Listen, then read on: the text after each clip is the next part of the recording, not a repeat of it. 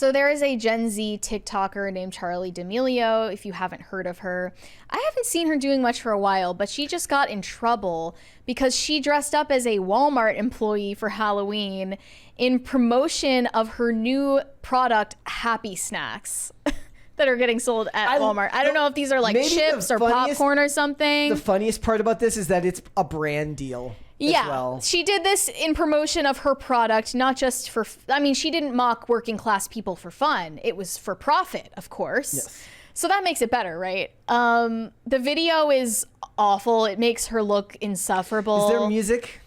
I don't think so. Am I going to get... She's just at the cashier checkout line here. Oh, there's no audio. Not in this one, no. So to tell people, if people are listening, what's going on here. So who's that? Is that her and who? Her and her sister, Dixie D'Amelio. So it says, have a good day at work. You too. She's like dropping her off. Now here they are, wreaking havoc in the aisles. It's not that much effort into the costume. It's just a vest, but yeah. I sent you the other video where she's like ringing up the Happy Snacks. There's a $20 super chat here from Micah Hegland says, cook food, be well, double crisis pantry. Yes, maybe that's what we need. We need an actual crisis pantry. We need to put Happy Snacks in our crisis pantry. That's what we need. So yeah, she's got the I sent you the and... other video. I don't know if you have it. Okay, let me, I think I do. No. This one, right? Oh, no, it's not that one. Hold on. It's this one. No, I don't have the other. Did you just send it? Yeah. Okay, hold on. I'll pull it up here. But you just need to see the way that she, like, flips her hair and does this obnoxious smile that calls you poor in 17 different languages. There's no audio. There's not meant to be. Okay. Yeah, she's just smiling and saying, yeah, you're poor. Doesn't that suck? The thumbnail for this is gonna look good. Oh, I gotta pause. She has what the industry calls a fuck-ass bob in this video. Which means what? There it is. There's the picture for everyone to see. It's the way that it moves. You can tell a fuck-ass bob by the way that it can move around like that when she flips her head around. She's like, so glad I'm not poor. That like smile you. just says, like, I was born into privilege. Yeah. I like this. Alfonso on Twitter says, y'all, yes, cosplaying the working class. Yeah, so here are a couple other tweets. One person said, a rich person cosplaying as working class doesn't surprise me one bit. I don't really find it to be a funny costume either. Another said, watching someone who won the lottery of life gleefully pretend to do a minimum wage job that crushes people's hopes and dreams has me fantasizing about rebooting the French Revolution franchise for modern audiences. That's really cringy. Honestly, I don't think that it's... I think that somebody should have told her, like, hey, maybe you shouldn't do this because you'll get backlash because, you know, Bidenomics. I don't think they care. I think that any was the goal to get hate? Yeah, I do. Was that the goal? Like, I don't like the outrage marketing for anyone. One person says, you know that she does not work there because she's happy. Like, I'm going to push back on that because there are actually a couple of employees that I've seen over at the Walmart by us. It's the retirees that are the happiest. They're always happy. Yeah. They're just happy to have something. Like, one of the things that's still craziest to me is that my dad didn't get, like, because my dad didn't get a job, but him and his girlfriend, like, they travel a lot. But I was always like, my dad's never going to be able to not work. And I always like, my dad's going to be one of those guys who ends up working at a hardware store into his 80s because it feels like that would be the only way he'd be able to be happy. But he seems very happy now, just like traveling around. But a lot of the elderly people that work at the Walmart by us always seem to be in a good mood. Okay, the last time I remember Charli and Dixie D'Amelio getting canceled was on one of the episodes of their family reality show called The D'Amelios. And I don't think anyone cares about watching their parents on a reality show, so that was short-lived. But they had a celebrity chef cook them snails at their home. And Charli and Dixie refused to eat the snails. Eat the snails. And everyone was just up in arms about this and was just so offended that they were picky eaters and they weren't grateful for being served a delicacy like escargot. Well, I'm kind of as a picky eater yourself, you are like, okay, base. I can appreciate the picky eater representation that's going on right there, because I'm not touching your escargot, I'm not touching your snails, I'm not touching your sushi, I'm not touching your seafood of any sort. That's disgusting and abhorrent. Charli, at 16, and her sister, 19, are accused of disrespecting their private chef who prepared and served them a multi-course meal for the first episode of Dinner with the D'Amelios. And first up, James Charles, who joined them for the night, said that he wouldn't try it. So strike one. She was making faces while the chef was talking. I don't know if she was trying to be quirky or relatable, but it didn't seem fun. It came across as plain rude. Yeah. So Gen Z TikTokers don't have a great track record in general for like it would make them for more being relatable. Down to earth and relatable. But I feel like being relatable doesn't matter anymore. Well, not to an influencer.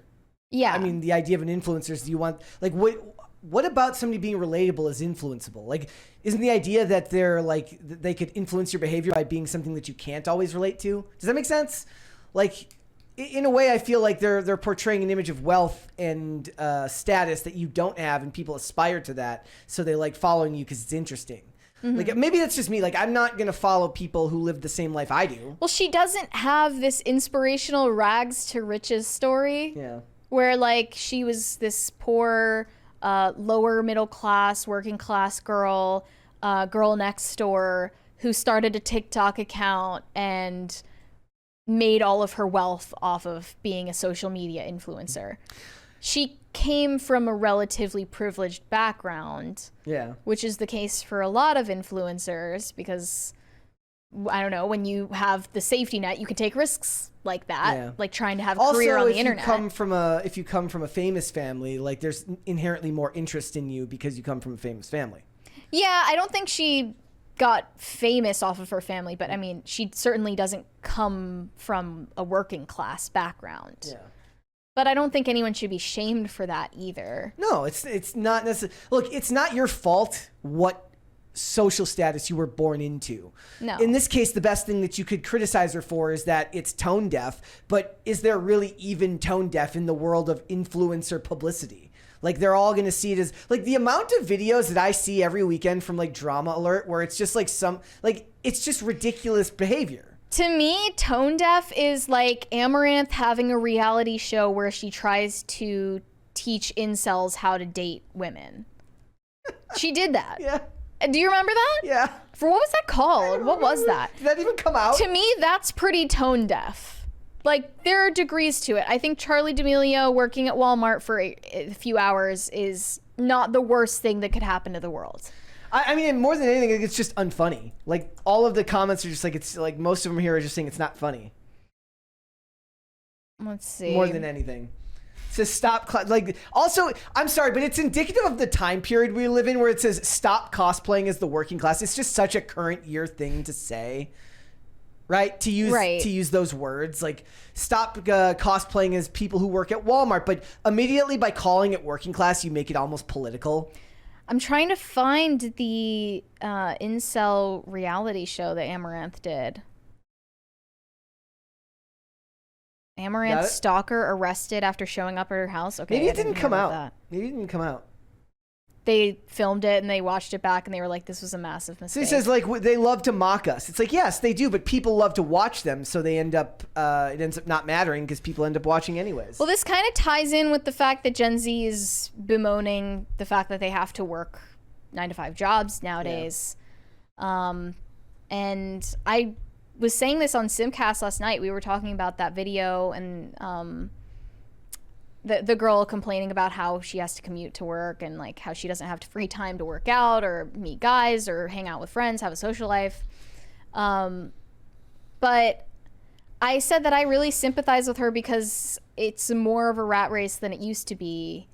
You're not really working towards a retirement anymore. You're just working in order to survive. rather than achieve any meaningful goal for your life. Yeah. Well, I think what a lot of people are still stuck on the work model that was you could work for X amount of years for the same company, you'd have a pension and a savings, and that would be enough. And that if you were loyal to the company would be loyal to you, and that's no longer the case. Yeah. Or they were also sold the lie of going to college, and then if you get a degree, you're set for life, and that's certainly not the case anymore, because if everyone has something, it has no value. And all of that was based on people that weren't investing their money, that were all saving their money. But we all know that with the rising cost and inflation, that the model of life where you save and you just happen to save enough that hopefully lasts until you die isn't plausible anymore. Right. It doesn't work that way. Somebody else here said, not even Walmart deserves this level of disrespect, should be illegal. It says, this the way this is her Halloween costume. Are you kidding me? It's actually not. She dressed up as Snow White. Yeah. And then this person says Lana's literally the only celebrity who could pull this off at Waffle House without mocking the working class people. Yeah, but Lana wasn't doing it for a stunt. She was doing it. I mean, it was promotion for her new album. No, it wasn't. I thought it was. What was it for then?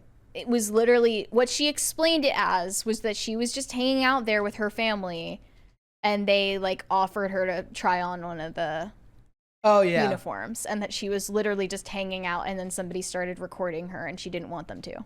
Yeah. So I don't even think that was like an actual promotional thing. Yeah. We uncovered that mystery on here. Yes. Okay. I thought. Yes. That's back. So that's actually more authentic. Kidding me? September might as well be a lifetime ago. So it was like over a month ago. Yeah. It basically didn't happen. Yeah. As far as everything disappears after day 2 by this point. My brain just shuts off after that. Yeah. I don't know. I think that at the end of the day, celebrities are always going to get a lot of attention when they behave like this, and we kind of feed into that ecosystem by talking about it. I don't know if I buy that she was going out of her way to be unlikable. No, I don't think so either. I think she's just kind of tone deaf and doesn't get it. So hate wasn't the goal here. No, she's how old? Oh, I don't know. I think she's like 22 by now. She's basically a child still.